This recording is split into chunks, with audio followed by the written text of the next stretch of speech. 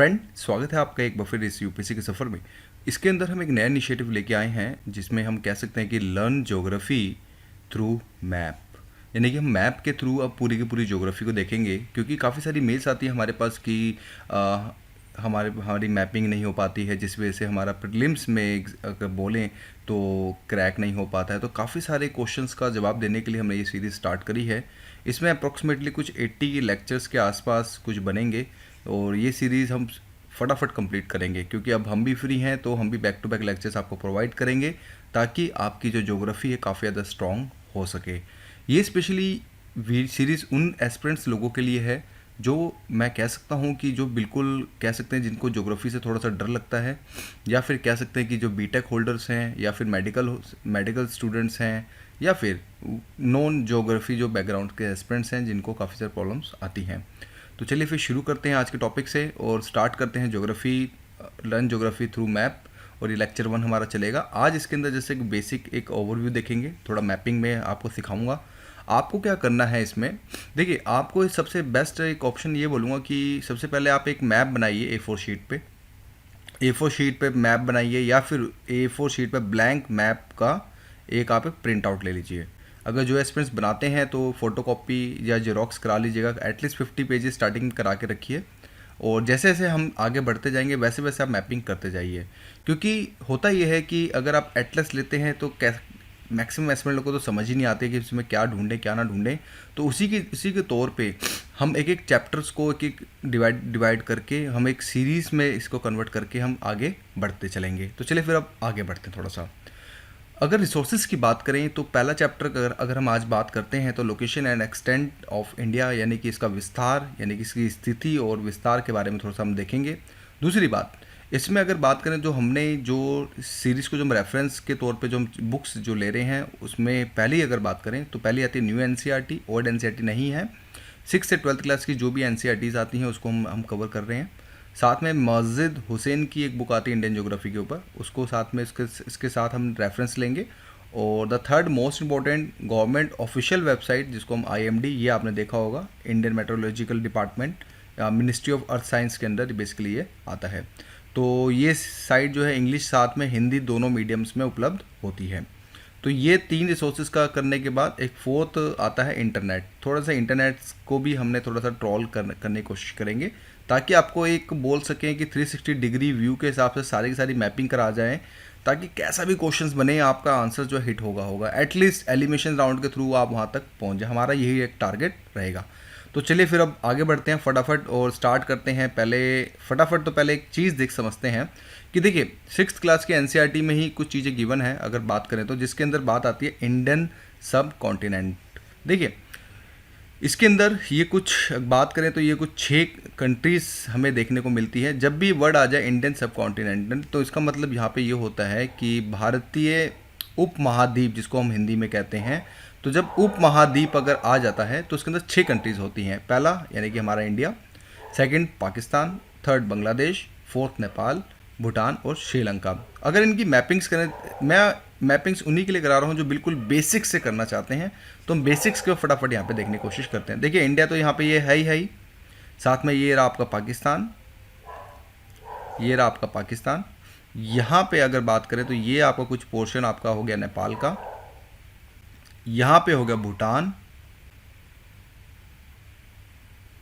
ये पोर्शन पूरा यहाँ पे अगर बात करें यहाँ पे ये पूरा का पूरा इधर ये हो गया आपका बांग्लादेश, ये आपका हो गया बांग्लादेश। और इसी के जैसे अगर बात करें तो यहाँ पे यहाँ पे अगर बात करें तो श्रीलंका हमें जो है देखने को मिलता है।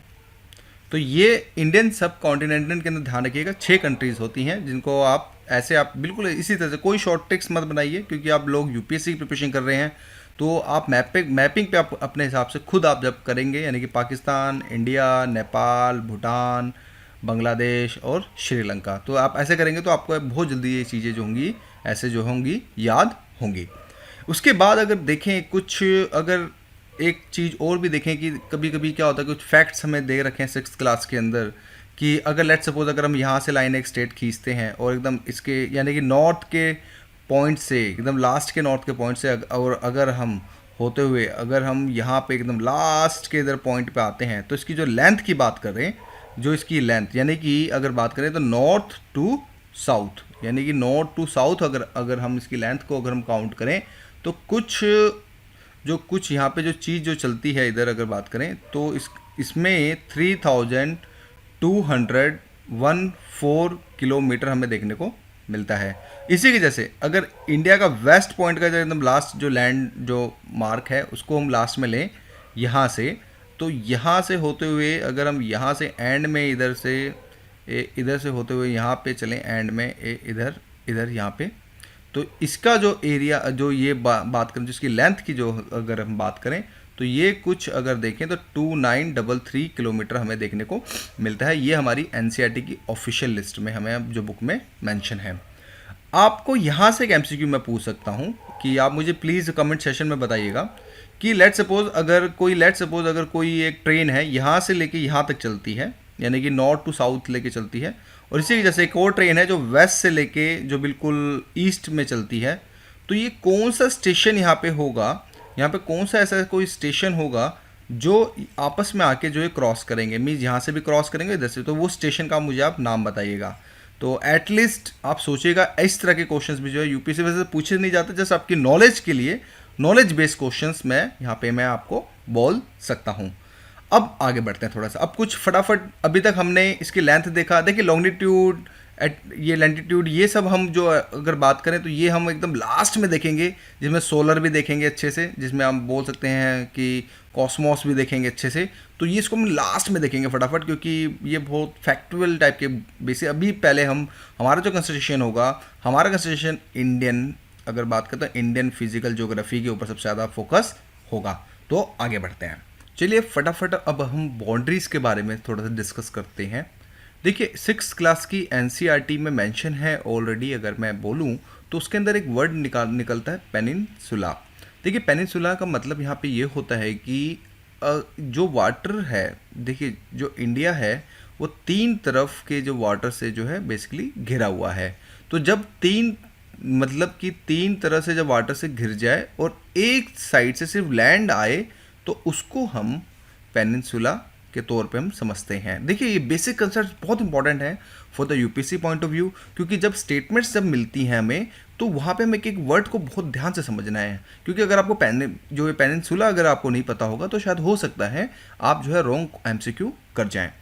तो इसका मतलब यहाँ पे ये हुआ कि देखिए surrounded by the water 3 sided, यानी कि यहाँ पे भी देखिए वाटर है, अगर बात करें तो यहाँ पे आपका अरेबियन सी लगता है, यहाँ पे अगर देखें तो इसी की जैसे अगर यहाँ पे देखें तो हमारा यहाँ पे इंडियन ओशन लगता है, और इसी की जैसे अगर यहाँ पे अगर हम देखें ये वाला पार्ट, ये वाला, तो यहाँ पे हमारा बे ऑफ बंगाल लगता है, यानी कि बे ऑफ बंगाल। तो इसको यानी कि ये वाटर से घिरा हुआ है, ये वाटर से घिरा हुआ है, और यहाँ पे ये वाटर से घिरा हुआ, ये सारा का सारा ऊपर वाला जो है ये लैंड से घिरा हुआ है अगर बात करें तो जिस वजह से हम इसको जो है पेनिनसुला, यानी कि इंडिया को जो हम एक तरह से बोलें तो पेनिनसुला लैंड के तौर पे भी हम कह सकते हैं अगर हम बात करें तो जैसे जैसे मैं मैपिंग कर रहा हूँ आप उसी तरह करेंगे तो आपको काफ़ी एक बोल सकते हैं कॉस्ट इफेक्टिव यूज़फुल चीज़ें आपको देखने को मिलेंगी। चलिए थोड़ा और आगे बढ़ते हैं। अभी तक हमने बिग बेसिक स्ट्रक्चर समझा कि पेनिनसुला क्या है। उसके बाद अगर बात करें तो श्रीलंका का भी एक कंसेप्ट हमें देखने को यहाँ पे थोड़ा सा हमें मिलता है। अगर देखें तो जो श्रीलंका है, देखिए इंडिया यहाँ पे एंड पॉइंट यहाँ पे है, तो यहाँ पर श्रीलंका हमें देखने को मिलता है अगर हम बात करें तो श्रीलंका अगर बात करें जो सेपरेटेड होता है, यानी कि जो श्रीलंका बेसिकली इंडिया जो श्रीलंका से जो अलग हुआ है वो बात करें तो वो हमारा पाक स्टेट और गल्फ ऑफ मन्नार से जो बेसिकली अलग होता है। इसके बारे में भी हम थोड़ा सा बाद में डिस्कस करेंगे हल्का सा।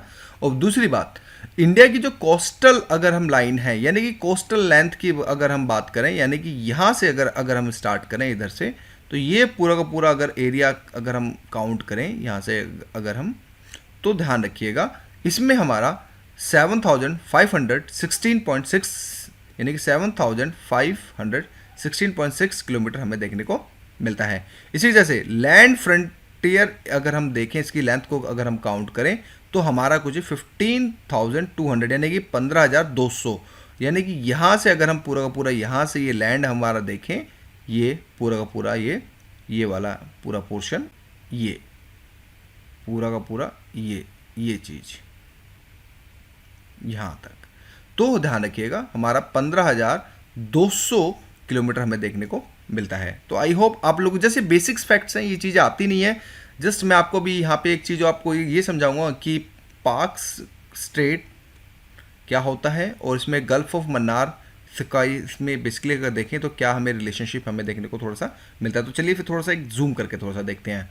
देखिए अगर हम चीज़ों को थोड़ा सा समझें, देखिए स्ट्रेट का मतलब यहाँ पे क्या होता है कि जब कोई आपस में, जब कोई दो लैंड, यानी कि दो लैंड आपस में जब वो किसी पानी के थ्रू जो है जब अलग हो जाते हैं, तो उसको हम जो है स्ट्रेट के तौर पर हम चीज़ें समझते हैं। यानी कि अगर बात करें तो यहाँ पे भी लैंड है और इधर भी लैंड है, लेकिन बीच में जब डिवाइडेशन जब वाटर के द्वारा होता है तो उसको हम जो है अगर बात करें तो हम स्ट्रेट के तौर पे हम समझते हैं। इसी के जैसे अगर हम देखें तो आप यहाँ से देखें तो ये कुछ हमारा जो है स्ट्रेट पोर्शन हमें जो है हमें देखने को मिलता है। बस बाकी इसमें कुछ जनरल नॉलेज के लिए जस्ट यही बोल सकता हूँ कि यहाँ पे एक एडम ब्रिज हमें देखने को मिलता है, जो भी हाल ही के अंदर काफ़ी ज़्यादा कंट्रोवर्सीज हुई। इसको हम लास्ट पार्ट में कवर करेंगे क्या कंट्रोवर्सी थी।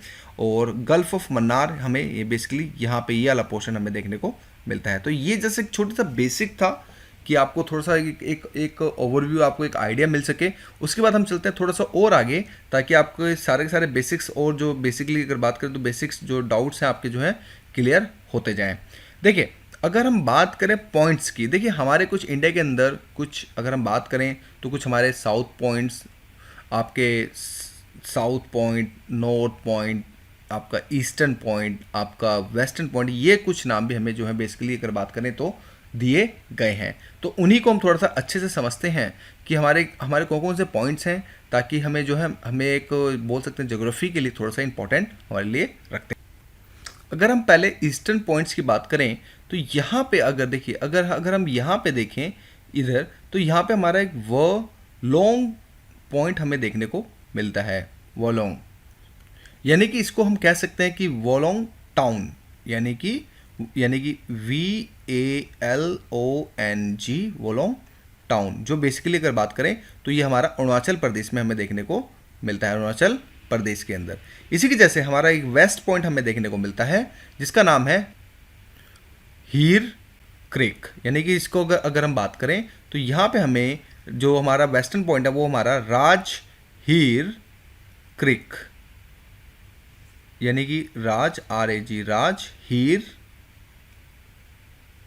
क्रिक, ये हमारा अगर बात करें तो वेस्टर्न पॉइंट, यानी कि इसके बाद फिर भारतीय सीमा नहीं लगती। इसी के जैसे इसके बाद जो भारतीय सीमा नहीं लगती, फिर एक हमारा जो सबसे ऊपर हमारा एक पॉइंट हमें देखने को मिलता है, जो हम अगर बात करें तो ये वाला पॉइंट, तो इसका नाम भी हम समझ लेते हैं।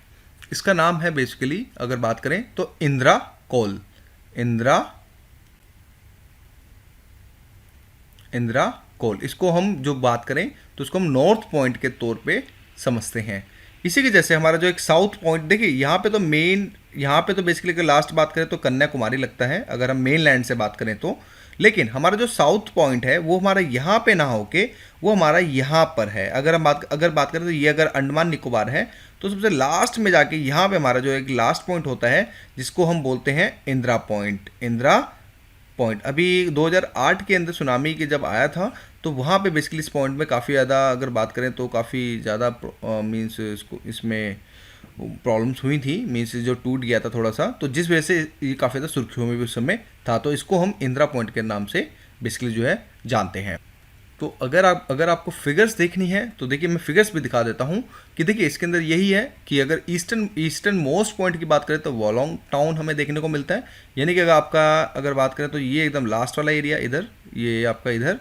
इसी की जैसे वेस्टर्न अगर मोस्ट पॉइंट की बात करें तो राजहीर क्रीक यानी रन ऑफ कच्छ के अंदर हमारा ये वाला पॉइंट हमें देखने को मिलता है बेसिकली अगर हम बात करें तो राजहीर क्रीक। इसी की जैसे साउथर्न मोस्ट पॉइंट अगर मेनलैंड की बात करें तो हमारा बेसिकली कन्याकुमारी यहाँ पे देखने को मिलता है। और इसी तरह southern most point of India की टेरिटरी की बात करें तो हमारा इंदिरा कोल बेसिकली यहाँ पे हमें देखने को मिलता है। तो अगर आपको इंदिरा कोल की बात करें, इंदिरा कोल की, तो देखिए ये अगर आप देखें तो ये कराकोरम पास में हम बाद में डिस्कस करेंगे, अभी जस्ट आपको बेसिक्स बता रहा हूँ। तो ये आपको यहाँ पे इंदिरा कोल हमें देखने को मिलता है जो हमने प्रीवियस मैप्स में अगर देखा। इसी के जैसे दोस्तों अगर हाईएस्ट पॉइंट माउंट की अगर हम बात करें तो हम अगर हम देखें ऑफिशियल तौर पे देखें तो अभी भी हमारा गॉडविन ऑस्टिन्स के नाम से जो है जाना जाता है, जिसको हम कहते हैं K2। लेकिन जो ये K2 है ये बेसिकली POK, पाक ऑक्युपाइड कश्मीर में हमें देखने को मिलता है। ये पाक ऑक्युपाइड कश्मीर वो एरिया होता है जो पाकिस्तान के द्वारा अनिधिकृत के तौर पे जो है आजमाया गया है, मीन्स उसने हथियार रखा है।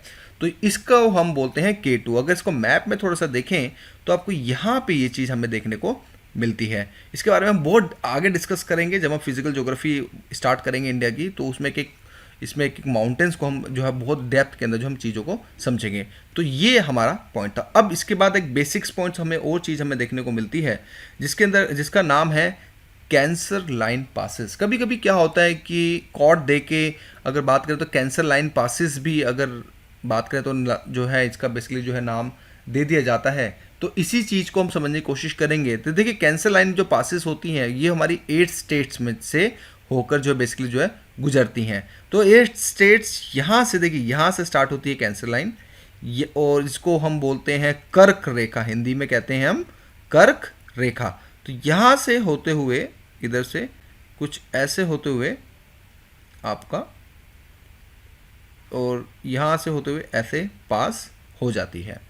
तो यहाँ से अगर बात करें तो यहाँ पे देखिए सबसे पहले अगर हम बात करें तो पहले हमारा यहाँ पे पड़ता है गुजरात, राइट। फिर यहाँ पे आपका अगर हम बात करें तो राजस्थान, इसी के जैसे फिर ये वाला एरिया अगर हम बात करें तो ये हमारा पड़ता है MP। फिर इसी के जैसे अगर हम थोड़ा सा और आगे इधर चलें तो ये हमारा पड़ता है छत्तीसगढ़। इसी की जैसे अगर हम बात करें तो ये वाला एरिया हमारा पड़ता है थोड़ा सा झारखंड, ये हमारा पड़ता है झारखंड। इसी की जैसे फिर ये वाला एरिया हमारा बात करें तो ये हमारा पड़ता है वेस्ट बंगाल। इसी की जैसे हमारा ये वाला जो एरिया पड़ता है ये पड़ता है हमारा त्रिपुरा। और ये हमारा जो लास्ट वाला जो पड़ता है ये हमारा पड़ता है मिजोरम। तो दोस्तों ऐसे आपको कैंसर लाइन पासिस पे जो है आपको ऐसे पासिस करके खुद रफली हैंड से बनाएंगे तो चीज़ें ऑटोमेटिक याद हो जाएंगी। ट्रिक्स भी आती हैं बट वो ट्रिक्स का यूज़फुल कभी ज़्यादा एनालिटिकल पॉइंट अगर कुछ बना तो दिक्कत हो सकती है। तो आप इस तरह से करेंगे तो काफ़ी कॉस्ट इफेक्टिव आपको जो चीज़ें आपको देखने को मिलेंगी। इसी के बाद कुछ 2 चीज़ें और एक सुर्खी में बनी रहती हैं, मैं आगे जब मैं सीरीज़ पढ़ाऊँगा आपको तो उसमें मैं आपको 2 लैंड्स का कभी कभी जिक्र करूंगा। तो उन्हीं 2 लैंड्स को हम पहले समझ लेते हैं। एक है बुंदेलखंड बेसिकली ये क्या है, ये मिक्सचर ऑफ यूपी और MP डिस्ट्रिक्ट्स का बेसिकली एक तरह से हमें जो है मिक्सचर देखने को मिलता है कि एक पार्ट है बेसिकली। अगर हम बात करें इसके बारे में प्लेटू वो बात की बात है, जैसे बेसिक्स को समझते हैं। देखिए बुंदेलखंड के अंदर यूपी, उत्तर प्रदेश और MP यानी मध्य प्रदेश की डिस्ट्रिक्ट्स कुछ आती हैं। यानी कि टोटल मिला के अगर हम बात करें तो 5+4 यानी कि 9 डिस्ट्रिक्ट्स को मिला के अगर हम बात करें तो इसको हम बुंदेलखंड का जो है हम जो है नाम देते हैं। तो अगर हम मैप के अंदर देखें तो कुछ ये हमारा जो प्लेटू है हमारा, ये कुछ हमें इस तरह से हमें जो चीज़ें देखने को मिलती है। और जूम में देखें तो कुछ हमारा ये एरिया हमारा जो बेसिकली जो बुंदेलखंड में देखने को मिलता है। यूपी की में अगर बात करें तो 5 डिस्ट्रिक्ट्स मिलती हैं बुंदेलखंड के अंदर। और MP के अंदर हम बात करें तो 4 डिस्ट्रिक्ट्स, जिसके अंदर दातिया, तिकमगढ़ और छतरपुर और साथ में पन्ना। तो ये 4 डिस्ट्रिक्ट्स हमें जो बेसिकली देखने को मिलती हैं। यानी कि MP के अंदर 4 डिस्ट्रिक्ट्स और यूपी के अंदर अगर बात करें तो 5 डिस्ट्रिक्ट्स। तो टोटल मिला के 9 डिस्ट्रिक्ट्स हमें देखने को मिलती हैं। इसी के बाद एक और रीजन हमें देखने को मिलता है, वो होता है विदर्भ रीजन भी हमें काफ़ी ज़्यादा सुर्खियों में बना रहता है दोस्तों। तो विदर्भ रीजन्स को अगर थोड़ा समझें तो ये बेसिकली अगर बात करें तो ये महाराष्ट्र के अंदर है। महाराष्ट्र की अगर बात करें तो अगर इंडिया का मैप अगर ये पूरा का पूरा यहाँ से लें अगर हम, तो ये हमारा पूरा ये एरिया हमारा जो है महाराष्ट्र का हमें देखने को मिलता है। और ये एरिया बेसिकली ये वाला एरिया जो हमारा विदर्भ वाला एरिया हमें देखने को मिलता है। अगर आप यहाँ से देखें तो थोड़ा सा ये आपको क्लियर होगा। और इसी चीज़ को अगर हम थोड़ा सा और जूम करें तो कुछ हमें यहाँ पे ये डिस्ट्रिक्ट्स भी हमें देखने को मिलती है, जिसमें हम हमारी जो 11 डिस्ट्रिक्ट्स देखने को मिलती हैं। काफ़ी सुर्खियों में बना रहता है बुंदेलखंड और ये आपका विदर्भ, क्योंकि यहाँ पे वही अगर बात करें तो पानी की कमी की प्रॉब्लम्स और काफ़ी सारी प्रॉब्लम्स हैं। और इन्हीं चीज़ों को हम इन फ्यूचर के अंदर डिस्कस करेंगे। अभी जस्ट आपको